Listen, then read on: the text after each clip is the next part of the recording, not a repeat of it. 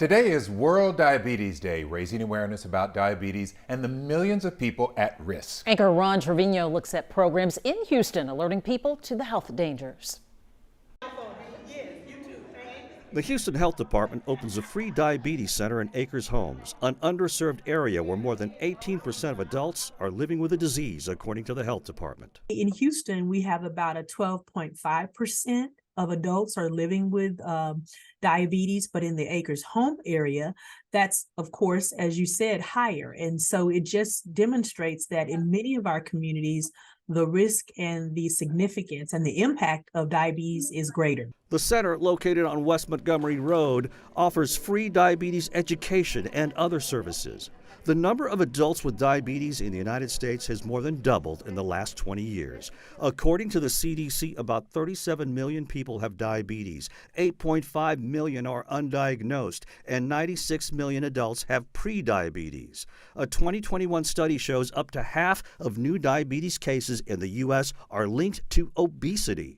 We can hit two birds with one stone by adjusting diet to be more lower carbohydrates, lower calories, and increasing physical activity, reducing stress, making sure you get enough rest and sleep overnight. All of these contribute to both weight as well as high blood sugars and diabetes. Managing the disease is critical, as people with diabetes are twice as likely to have heart disease or a stroke. Diabetes can also lead to health complications, such as chronic kidney disease, nerve damage, and problems with feet, oral health, vision, hearing, as well as mental health issues. But the CDC says patients can prevent or delay these complications and improve overall health by eating right, maintaining a healthy weight, staying active, and managing stress. And that's why it's very important to know your risk for getting this disease. And part of that comes from family history, as well as your own factors, and then getting screened if you're at risk for this disease as early as possible. When lifestyle changes are not enough to bring glucose to normal levels, medication may be necessary, and as many know all too well, that can be quite expensive.